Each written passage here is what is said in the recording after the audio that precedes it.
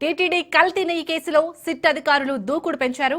నేటి నుంచి ఈ నెల 18వ తేదీ వరకు నిందితులను విచారించనున్నారు. ఇందులో భాగంగా వైద్య పరీక్షల నిమిత్తం జైలు నుంచి రుయా ఆసుపత్రికి 4 నిందితులను తరలించారు. అనంతరం కస్టడీలోని పలు అంశాలపై వివరాలను రాబట్టనున్నారు.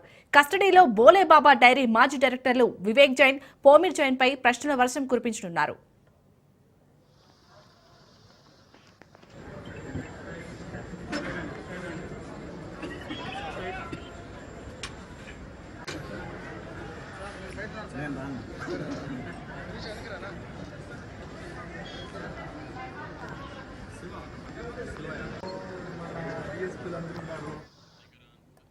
తొలుత టీటీడీ కల్తీ నెయ్యి కేసులో నిందితుల కస్టడీకి కోర్టు అనుమతించింది.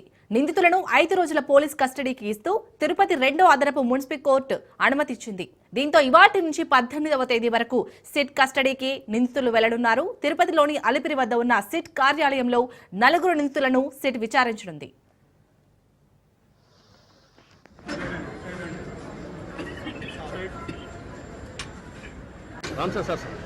హలో పక్కన ముందు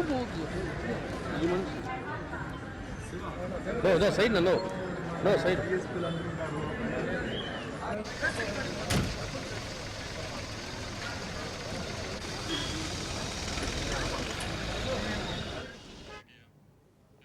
కెట్టు కల్తీ నెయ్యి కేసులో ఎవరైతే 4 నిందితులు ఉన్నారో వారిని మరికాసేపట్లో సిట్ కార్యాలయంలో సిట్ విచారించినట్టుగా తెలుస్తుంది. మరి దీనిపై పూర్తి డీటెయిల్స్ మా ప్రతినిధి సురేష్ అందిస్తారు. సురేష్, రైట్ కిసాన్లు ఏదైతే తిరుమల శ్రీవారి లడ్డు తయారీకి వినియోగించే కల్తీ జరిగిందని సిట్ విచారణ ప్రారంభించిన సమయంలో 4 అరెస్ట్ చేశారు. ఆ 4 కాసేపటి క్రితమే 2వ అదనపు కోర్టు నుంచి అనుమతితో జైలు నుంచి తిరుపతి రుయా హాస్పిటల్ కి వైద్య చికిత్స కోసం తరలించి అనంతరం సిట్ కార్యాలయానికి ఇప్పుడే కొన్ని నిమిషాల మీద తరలించి లోపల విచారణ కొనసాగుతోంది.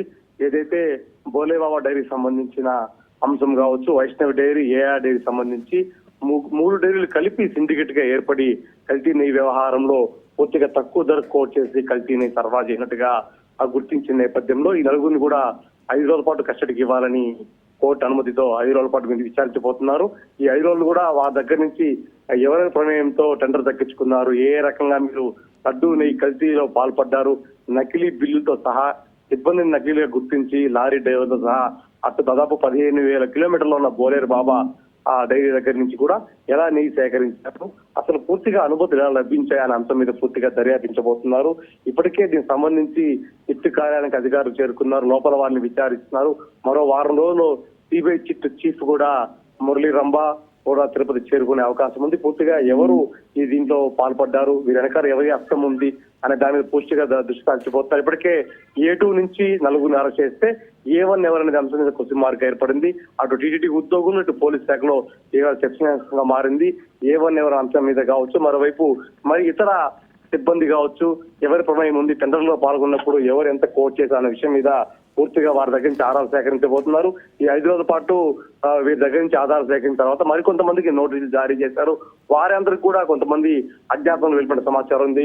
కొన్ని మొబైల్ ఫోన్లు కూడా ధ్వంసం చేసి ఉన్నారు. వారిని కూడా రికవర్ చేసే పరిస్థితి ఉంది. పూర్తిగా 10 సంఖ్యలో మొబైల్ ధ్వంసం చేసి ఫేక్ బిల్లులు, ఫేక్ రబ్బర్ స్టాంపులతో ఈ కల్తీ సంబంధించిన నెయ్యి ఘటనలో పాల్పడిన వారి ప్రమేయం పైన, అలాగే పూర్తిగా ఈ వే బిల్లుల పైన దృష్టి సారించబోతున్నారు. మరికొంతమంది వీరిచ్చిన సమాచారంతో మరికొంతమందిని విచారణ పిలిచే అవకాశం అయితే ఉంది. Shalini, right, thank you.